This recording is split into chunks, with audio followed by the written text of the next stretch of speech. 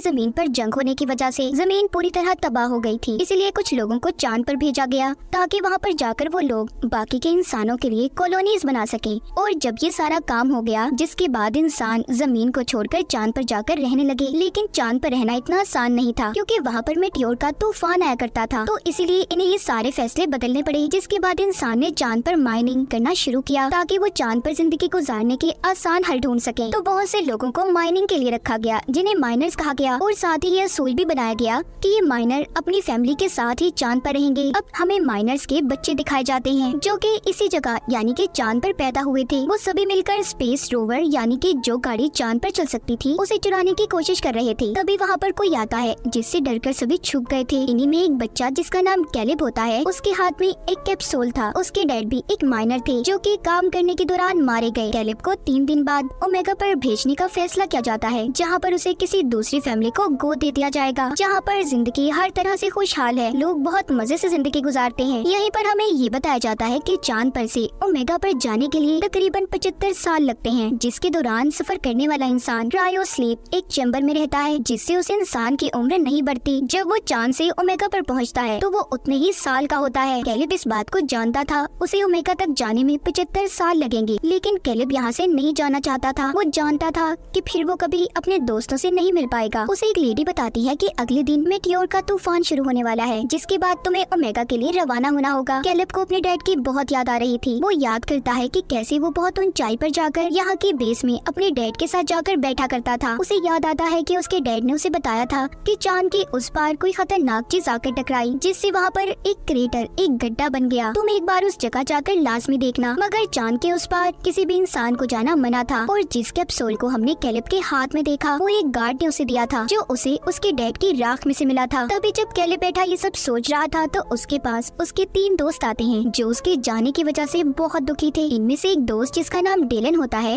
वो कैलिब के डैड की आखिरी ख्वाहिश को जानता था, जो क्रेटर के पास जाने की थी। डेलन कहता है क्यों ना तुम्हारे जाने से पहले हम उस क्रेटर को देख कर आए, इस तरह तुम्हारी डैड की आखिरी ख्वाहिश भी पूरी हो जाएगी। लेकिन ये सब कुछ इतना आसान नहीं था। इन्हें वहाँ पर जाने के लिए जिन जिन चीजों की जरूरत होती है, ये उन चीजों को इकट्ठा करते हैं। अब इन्हें यहाँ से बाहर जाने के लिए कोड की जरूरत थी। डेलन बताता है कि यहाँ पर एक लड़की है जिसका नाम एडिसन है।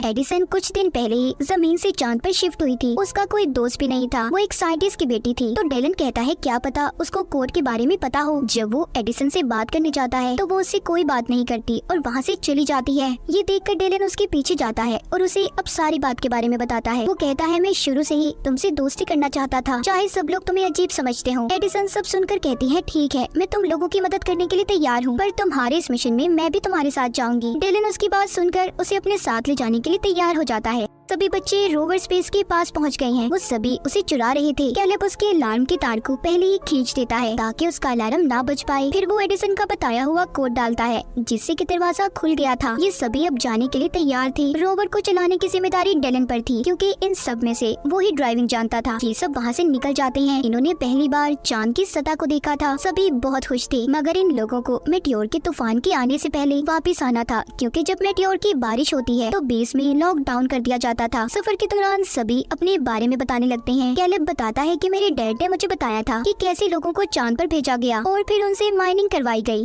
मगर चांद पर रहकर माइनिंग करने के काम को कोई भी इंसान लगातार नहीं कर पाता। जैसा कि अगर वो इंसान काम के दौरान मर जाए तो उसके बेटे या फिर उसके फैमिली के किसी भी इंसान को उस काम को पूरा करना होगा। बस इसके लिए शर्त ये होती है कि उस इंसान के बेटे की उम्र 18 साल होनी चाहिए। अगर वो इससे कम उम्र का होगा तो ऐसे ही उसे किसी दूसरी फैमिली को गोद दे दिया जाएगा, जो ओमेगा प्लेनेट पर रहते होंगे। जिन्होंने चांद पर भेजा था वो तो हंसी खुशी अपनी जिंदगी ओमेगा पर जाकर गुजारने लगे। एडिसन कहती है तो क्या हुआ, एक माइनिंग करने का ही तो काम दिया गया था जो सिर्फ 20 साल तक करना है। एडिसन एक साइंटिस्ट की बेटी थी तो उसे असल बात के बारे में नहीं पता था। यहाँ पर डेलन उसे सारी बात समझाता है कि अगर माइनिंग करता हुआ इंसान मर जाए तो उसके बेटे को बाकी के साल पूरे करने होते हैं। ये सुनकर एडिसन थोड़ा हैरान थी। अब आगे का रास्ता इन्हें पैदल चलकर तय करना था। सभी अपने अपने स्पेस सूट पहन लेते हैं। एडिसन का सूट इन सब में थोड़ा अलग था और अच्छा भी। खैर ये बाहर आते हैं जहाँ पर ग्रेविटेशनल फोर्स न होने की वजह से सभी बहुत ऊंची छलांगे लगा रहे थे। सभी यहाँ पर खेलने लगते हैं। एडिसन की नजर जब जमीन प्लेनेट पर पड़ती है तो थोड़ा उदास हो जाती है और जमीन पर अपने गुजरे पलों को याद करने लगी थी। जब एडिसन वापस आती है तो देखती है कैलेब, डेलन सभी एक ऑक्सीजन गैस के कंटेनर की मदद से स्पेस में ऊंचाई तक जा रहे थे।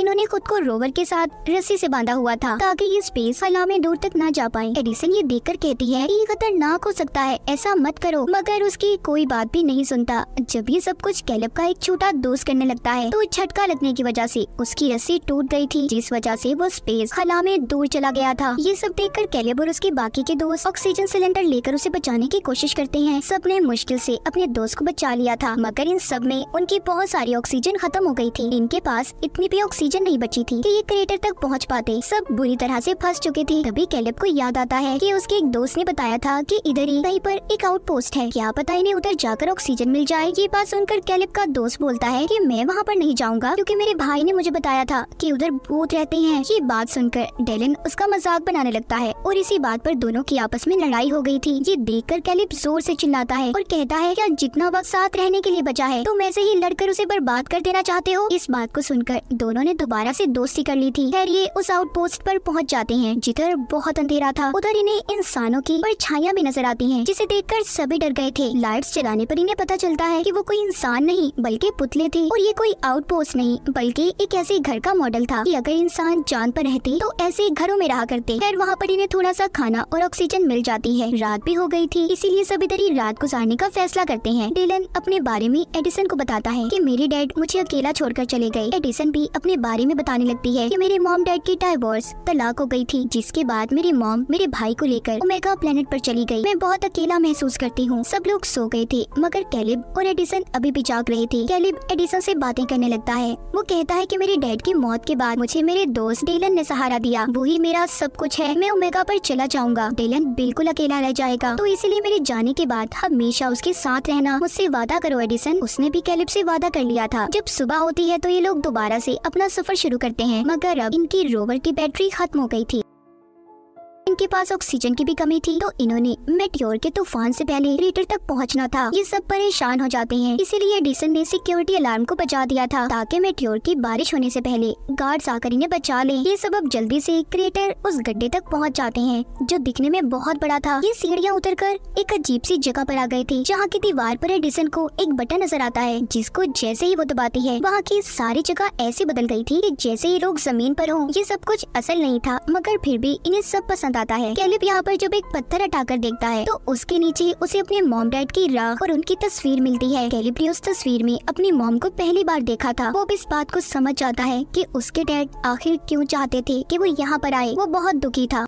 डेलन उसे कहता है कि अपनी जिंदगी के इस हसीन चांस को क्यों गवा रहे हो। यहाँ पर हर इंसान यही चाहता है कि वो माइनिंग के 20 साल पूरा करने के बाद ओमेगा पर जाएगा, और वो बहुत कम लोग होते हैं। तुम्हारे डैड ने भी तो इसीलिए अपनी जान दे दी। यहाँ पर उसे ये बात पता चलती है कि उसके डैड ने जानबूझकर अपनी जान ली थी ताकि कैलेब को ओमेगा पर भेज दिया जाए, वो एक अच्छी जिंदगी गुजार सके, जिसके बारे में कैलेब के अलावा सब जानते थे। डेलन कहता है कि अपने डैड के गिफ्ट को लेने से इनकार मत करो, उन्होंने अपनी जिंदगी देकर तुम्हें ये तोहफा दिया है। तभी इनकी बातों के दौरान एक दोस्त की तबीयत खराब हो जाती है। ये सभी अब जल्दी से उसे लेकर अपनी रोवर तक पहुंचने की कोशिश करते हैं, मगर तभी मेटियोर का तूफान शुरू हो गया था। सभी खुद को बचाने की कोशिश कर रहे थे। एडिसन भी खुद को बचाते हुए इनसे अलग हो जाती है। वो जब किसी को नजर नहीं आती तो कैलेब और डेलन उसे बचाने जाते हैं। एडिसन के हेलमेट में दरार आ गई थी, इसीलिए वो बेहोश हो जाती है। कैलेब और डेलन एडिसन को बचाकर वापस ले आते हैं, मगर इसी बीच डेलन भी गिर जाता है, लेकिन उसे कैलेब ने बचा लिया था। सभी रोवर के अंदर आ जाते हैं, जिसकी खिड़कियां भी मेटियोर के तूफान की वजह से टूट गई थी। इनके पास ऑक्सीजन भी कम थी, तो इसीलिए ये जिंदा अब नहीं रह सकते थे। सभी उसी रोवर में बैठकर अपनी मौत का इंतजार करने लगते हैं। सब समझ गए थे कि अब वो नहीं बच पाएंगे, मगर इन्हें इस बात की खुशी थी कि सभी साथ मरेंगे, जिसके बाद सभी बेहोश हो गए थे। इस हादसे के बाद हमें कहानी कुछ वक्त आगे की दिखाई जाती है। हमें कैलेब दिखाया जाता है जो ओमेगा पर पहुंच चुका है, मतलब उस हादसे को 75 साल हो चुके थे। कैलेब क्रायो स्लीप में था, मगर अब वो जाग जाता है। चांद पर से ओमेगा पर जाने के लिए तकरीबन तकरीबन 75 साल लगते हैं, जिसके दौरान सफर करने वाला इंसान क्रायोस्लीप एक चैम्बर में रहता है, जिससे उस इंसान की उम्र नहीं बढ़ती। जब वो चांद से ओमेगा पर पहुंचता है तो वो उतने ही साल का होता है। उसे अपने दोस्तों के बारे में जानना था, तभी एक नर्स आकर उसे एक ऑडियो डिवाइस देती है जिसमें उसके दोस्तों के मैसेजेस रिकॉर्ड थे। उसे पता चलता है कि उस दिन इन सभी को बचा लिया गया था। उसके दोस्त अपनी आधी से ज्यादा जिंदगी गुजार चुके हैं। जैसा कि एक दोस्त ने अपनी बेसबॉल टीम शुरू की और दूसरा दोस्त एडमिनिस्ट्रेटर बन गया, तो बाकी वादे के मुताबिक एडिसन ने डेलन से शादी कर ली थी। अपने दोस्तों की जिंदगी के बारे में जानकर, उनकी बढ़ती उम्र की आवाज को सुनकर कैलेब बहुत खुश होता है, मगर अभी भी